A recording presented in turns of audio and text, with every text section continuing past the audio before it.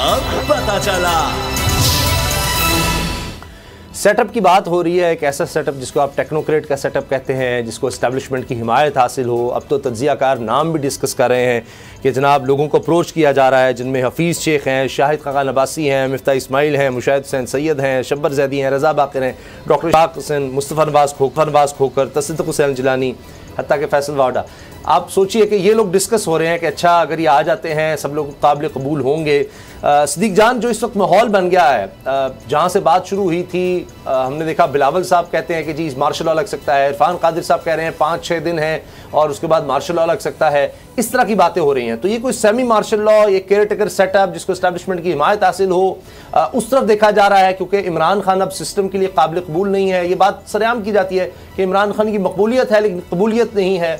तो अब इनको भी बचत इसमें नजर आती है कि इमरान खान आया, तुम्हारे केसेस ना खुल जाएं, एतबार भी इमरान खान का नहीं है। तो ये हल सोचा जा रहा है, इस पर अमल दरामद हो सकेगा, ये सिस्टम चल सकेगा? देखिए, मेरा ख्याल है कि ये सिर्फ डरा रहे हैं, मेरा ख्याल है ये सिर्फ ब्लैकमेल कर रहे हैं और ये तासुर दे रहे हैं कि जी इतने हालात खिला दें कि फौज आ जाएगी, मार्शल लॉ लगा देगी, कोई इमरजेंसी लगा दी जाएगी। जो इस वक्त सुप्रीम कोर्ट की सूरत हाल है, मुझे नहीं लगता कि इस तरह के किसी भी इक़दाम को सुप्रीम कोर्ट चलने देगी। एक दिन नहीं चल सकता है ऐसा इक़दाम जो भी करेगा। और ये बात सबके जहन में रहनी चाहिए कि जनरल ट्राइड परवेज़ मुशर्रफ का फैसला जो है वो अभी कलअदम नहीं हुआ, वो सस्पेंड हुआ है और वो कलअदम नहीं हुआ, वो अभी तक पेंडिंग है। तो वो मैसेज है, जो आइन की पामाली करेगा, आइन के साथ जो है वो गद्दारी करेगा, उसके लिए वो मैसेज मौजूद है उस फैसले की सूरत में।